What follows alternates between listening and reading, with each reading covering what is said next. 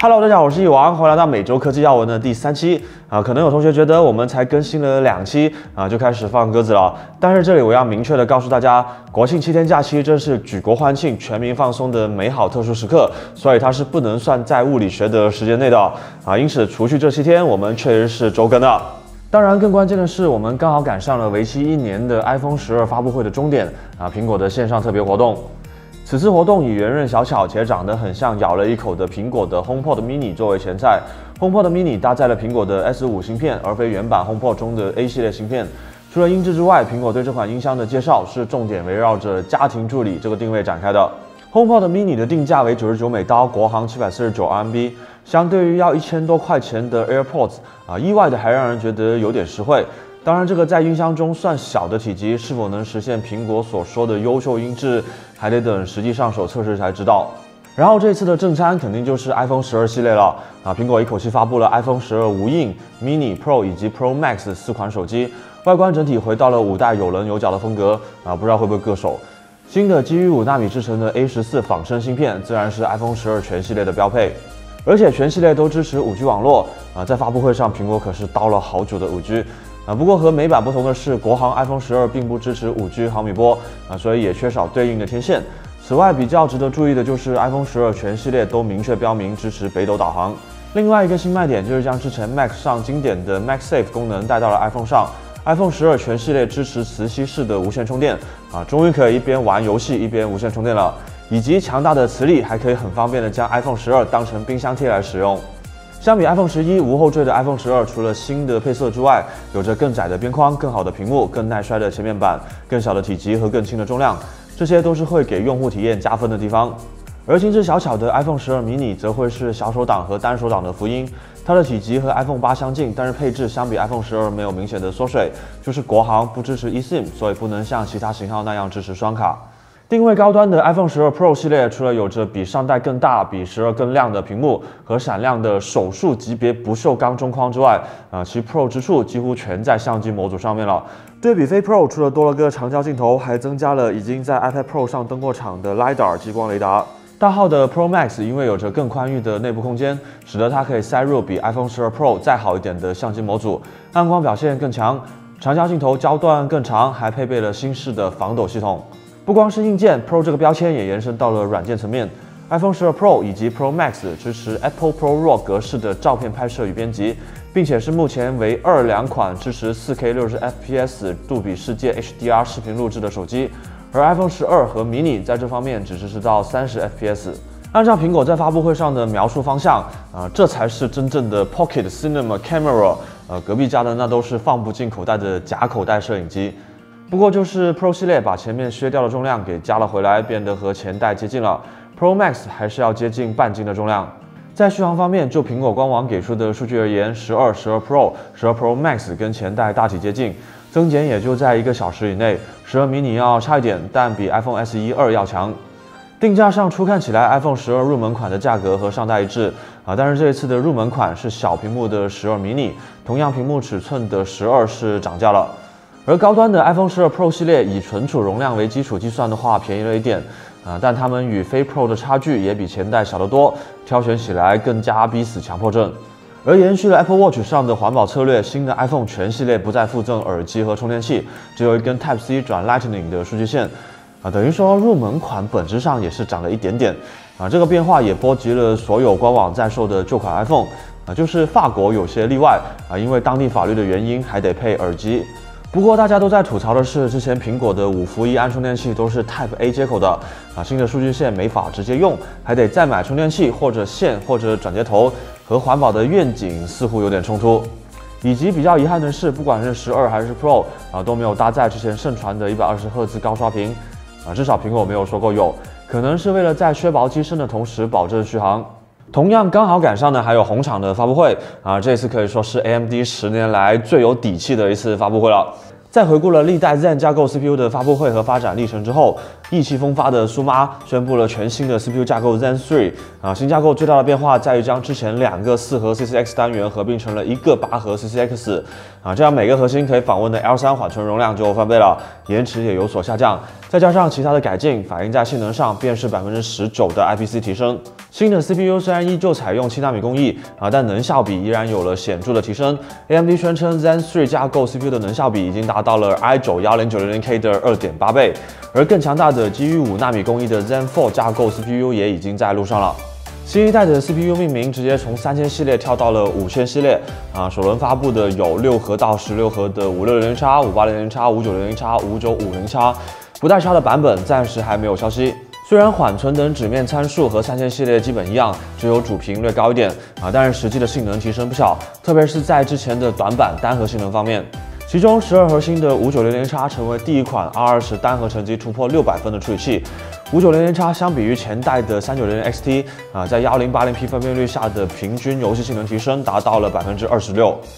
而16核心的 5950X 的表现还要更强，最高锐评达到了 4.9 赫兹 ，Cinebench 单核跑分上到了640分。AMD 官方宣称的游戏性能已经超过了 i9-1090K。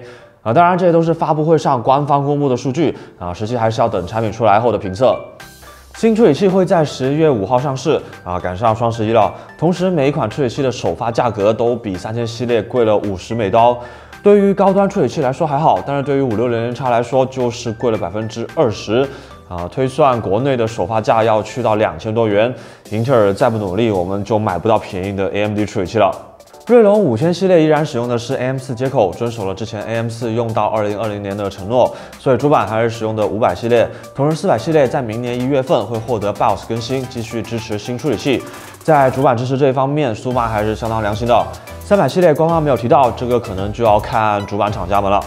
在发布会的最后，苏妈还放出了即将发布的 RX 6000系列的部分游戏性能的预览并表示 RX 6000系列显卡将是 AMD 迄今为止最强大的显卡。不过没有和 MV30系列的对比，可能苏妈也没有抢到。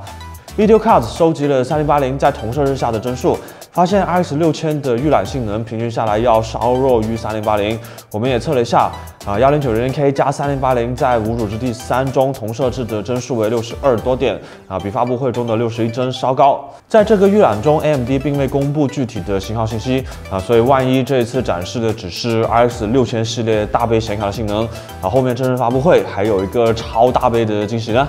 而且这一次也没有提到光线追踪等内容，更多的信息还是要等10月28号的正式发布会。随着苏妈的大招越放越狠 ，Ryzen CPU 在市场掀起的波澜也是越来越大。据2020年9月 Steam 平台的统计报告 ，AMD 处理器的市场份额一路高歌猛进，在 Steam 玩家中已经突破了25%的占有量，达到了历史之最。而对应的英特尔 CPU 的份额则是逐渐被蚕食。相信随着 Zen 3架构 CPU 的上市，这一趋势将持续保持下去。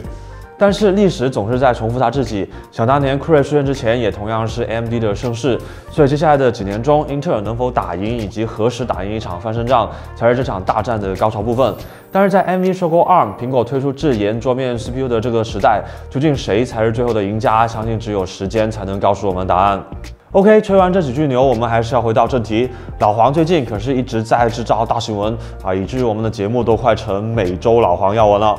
在10月5号的 GTC 大会上，老黄发布了2款专业卡 RTX A6000以及 NVIDIA A40， 它们都搭载了完整的 GA102 核心，并且都配备了 48GB 的 GDDR6 显存这里不是3080和3090上的 GDDR6X其中 RTX A6000 是面向工作站平台 ，NVIDIA A40 则是面向服务器平台。除此之外，老黄还发布了全新的产品线是与 ARM 爱的结晶 Bluefield 2系列 DPU。DPU 是 Data Processing Unit 的缩写，直译过来就是数据处理单元。老黄表示，这是面向数据中心的产品，而且已经画好了未来几年的路线图。看来老黄在创造了 GPU 之后，又创造了 DPU 这个概念。当然，这些是面向专业领域的产品，一般人都很难接触到。个人认为，本次发布会最值得注意的，应该是老黄最后宣布的大事 ：AMD 正在将 NVIDIA AI 和 NVIDIA RTX 引擎迁移至 ARM。让之前只能在 X86 平台使用的功能，在 ARM 平台上面也能使用。看来这一下计算机市场真的要变得波谲云诡了。在 GTC 大会之后的问答环节上，老黄还公布了一个和 PC 玩家们关系更密切的消息，那就是3080和3090的缺货情况将持续到明年。而且在10月1号 ，AMD 便已经宣布 RTX 3070也要延期到10月29号上市目的是让首发时就有更多的卡可供购买。完全不是为了狙击 AMD 的 RX 6000系列呢。不过，似乎是为了继续吸引着大家的关注，官方还放出了 RTX 3070和 RTX 2080 Ti 的游戏性能对比图其中在绝大多数游戏中 ，RTX 3070都是要更强一些的。说完了 CPU 和 GPU， 我们再来看看电脑中另外一个重要的组件——内存。10月6号，海力士推出了世界上第一款 DDR5 内存。DDR5 内存相比前几代，主要是在功耗和速度上有了改进或提升，而且容量密度也将更大。可以看到 DDR5 与 DDR4 内存推出的间隔相比前几代都长得多，看来实现的技术难度还是挺大的所以能支持 DDR5 的 CPU 和主板什么时候才能上市呢？前几天，谷歌发布了一台让人眼前一黑的手机 Pixel 5。从曾经的 Nexus 系列，再到去年的 Pixel 4，谷歌的纯数字系列手机一直也都用的是旗舰的 SoC，但是这一次居然用了高通骁龙 765G 这个终端 SoC。如果说这次 Pixel 5定位不是旗舰的话，价格又没怎么便宜不知道谷歌的产品经理是怎么想的。考虑到 Pixel 系列在国外确实收获了不少好评或许我们不必为谷歌的市场策略操心。但是微软这边就没办法不让人操心了 ，Surface Duo 手机才上市了没几天，就被爆出了一大堆的问题。考虑到毕竟还是初代产品，以后肯定是会改进的，只要微软的产品及功能砍刀不干涉。10月1号，微软发布了2款新的 Surface 电脑，分别是更新了高通 SQ2 ARM 处理器的 Surface Pro X， 以及新的入门系列 Surface Laptop Go。Surface Pro X 除了处理器，其他没啥变化，而这个 Laptop Go 就有点让人惊讶了屏幕分辨率很低就算了，都2020年了，在这个价格还敢提供这种配置的，估计只有微软了吧。在当天，微软还透露了一个好消息，那就是他们正在为 Windows on ARM 开发 X64 应用的模拟支持。也就是说，过不了多久 ，ARM 芯片的 Windows 电脑要从残疾变成健全了不过离健壮应该还有挺远的路要走。恰好 ARM 这边也宣布将在2020年停止 Cortex A 系列大核对32位的支持。相信在 ARM 和谷歌的共同努力之下，安卓上的应用也能全面64位化毕竟隔壁苹果的 iOS 早在2017年就停止了对32位的支持，就连 macOS 在 10.15 以及之后的版本也只支持64位程序了。几大科技巨头都说过了，终于也要轮到英特尔了在9月份，英特尔发布了第11代酷睿移动处理器，而到了10月，众多厂商都相继推出了新的笔记本电脑在这一批新上市的笔电中，出现了一个新词 Intel Evo 认证。Intel Evo 平台属于其在2019年提出的雅典娜计划的 2.0 版本，其中包含着众多颇具进步性的要求。而要想通过 Intel Evo 认证，至少要满足图中的几点，比如长续航、随时唤醒、WiFi 6和雷电4接口等等。像这样的致力于提升用户体验的产品设计理念我觉得是多多益善的。前几日，索尼终于放出了 PS5 的拆解视频作为对比，隔壁新 Xbox 的拆解可是在今年3月份就已经放出来了。不过 PS5 内部确实还是有不少亮点的，首先就是这一个支持 PCIe 4.0 的 M1 M.2 超潮突然让人觉得索尼还是有一点暖心的毕竟自己加装 M.2 硬盘可比隔壁的定制 SSD 扩展卡有更多的选择余地。深入到 PS5 的身体内部之后，用来压制 Zen 2加 RDNA 2合体 APU 的不光有着巨大的散热模组，而且还搭配了液态金属。而这一次 PS5 重点宣传的 SSD 是焊在主板上的，正中间那颗就是让 SSD 发挥神效的索尼定制的主控芯片。根据索尼官方邀请的几位玩家的 PS5 试用报告来看 ，PS5 的加载速度确实非常快，而且运行起来很安静。而且虽然 PS5 还未上市，但已经有玩家为索尼设计出了漫威蜘蛛侠限定版的 PS5 主机，而且整个视频做得非常精致，有模有样，给人一种大厂出品的以假乱真的感觉。而微软的游戏部门这边也有个好消息Xbox Series 的主机确认是不锁区的不过遗憾的是国行暂时还没有消息。当然，东方最强法务部最近也没有闲着制作和售卖 Switch 破解工具的 TX 团队不是那个 TX他们的成员之前被任天堂告上了法庭，并且把他们告进了监狱哪怕一个在法国，一个在加拿大，堂东方最强法务部还真不是闹着玩的。最后一条新闻，最近美国国会对4大科技巨头的反垄断调查也是闹得动静不小苹果、微软、谷歌、Facebook 皆被美国国会反垄断调查委员会指控有垄断行为，而且该委员会发布了一份长达450页的调查报告。这么长的报告我也没有办法3、2句话就概括出来感兴趣的小伙伴可以在网上搜一下当然4大科技巨头的反应那是惊人的一致全部都否认指控。